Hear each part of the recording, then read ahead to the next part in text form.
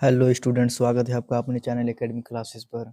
Jack की तरफ से बहुत ही बड़ी ऑफिशियल नोटिस आया हुआ है कि जैक आधार में गड़बड़ी के कारण डाटा मिसमैच, नंबर जनरेट नहीं, मैट्रिक इंटर के छात्र परेशान।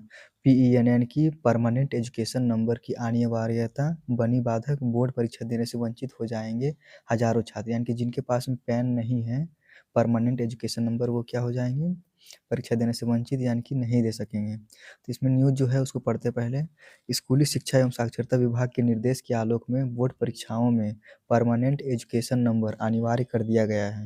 यानी कि इसके बिना फॉर्म नहीं भरा जाएगा। इसका मैट्रिक, इंटर, मध्यमा और मदरसा परीक्षा 2026 की परीक्षाओं में शामिल होने वाले परीक्षार्थियों पर असर अब दिखने लगा है। झारखंड के हजारों छात्र केवल इस एक दस्तावेजी शर्त की वजह से परीक्षा से वंचित होने के कगार पर पहुंच गए हैं। आधार प्रमाणपत्र मिसमैच, पेन जनरेशन में असफलता से वैसे छात्र परेशान हैं जिनके आधार में किसी प्रकार की छोटी मोटी भी त्रुटि है। यानी कि अगर नाम किसी में गलती है, या फिर आधार कार्ड में डेट ऑफ बर्थ गलती है, अगर छोटा मोटा भी त्रुटि हो, गलती होगा, तो वो फॉर्म नहीं भर पाएंगे। परीक्षा फॉर्म जमा करने के लिए अब मैट्रिक और इंटर के परीक्षार्थियों के पास सिर्फ 5 दिन का समय है, यानी कि 6 तारीख तक है। ऐसे में आधार टूटने वाले विद्यार्थियों के अभिभावक चिंतित और परेशान हैं। पेन अनिवार्य, अपार ऑप्शनल।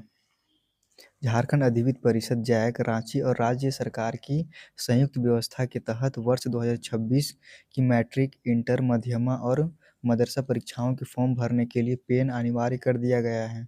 APR ID को ऑप्शनल में रखा गया है, यानी कि अपार ID को। लेकिन यह निर्णय छात्रों और अभिभावकों पर भारी पड़ रहा, क्योंकि हजारों छात्रों का पेन अभी भी जनरेट नहीं हो पाया है।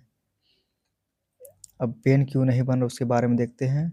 इसीलिए नहीं बन पा रहा छात्रों का पेन, आधार प्रमाण पत्र में डेटा मिसमैच, छात्र का नाम अलग, पिता के नाम में स्पेलिंग एरर या जन्म तिथि में अंतर, ये त्रुटियां पेन जनरेशन को तुरंत रिजेक्ट कर देती है। मतलब कि अगर आधार कार्ड में आपका अलग नाम है, पिता का आधार कार्ड में अलग नाम है, तो वो भी क्या हो जाएगा, ये रिजेक्ट कर देगा। उसके बाद फिर ये डेट ऑफ बर्थ अगर अलग अलग है, तो वो भी क्या हो जाएगा, रिजेक्ट हो जाएगा।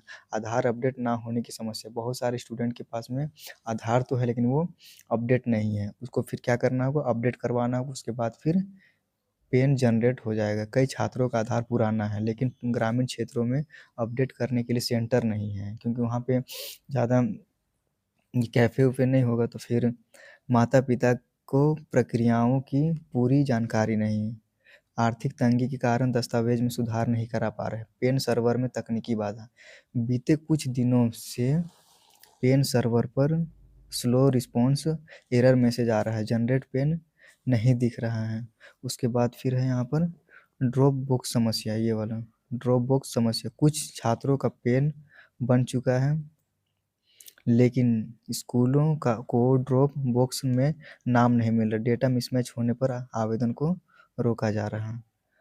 अब यहाँ पर देखते हैं हम लोग, डेटा मिसमैच होने से ये हो रही है परेशानी। आधार में नाम और जन्म तिथि में त्रुटि, पेन सर्वर की तकनीकी त्रुटियाँ, उसके बाद फिर ड्रॉप बॉक्स में छात्रों का नाम ना मिलना, ग्रामीण छात्रों के दस्तावेज अधूरे या फिर गलत। 10th और 12th का फॉर्म 5 दिसंबर तक इसका लास्ट डेट है, क्योंकि आज तो 1 तारीख हो गया है।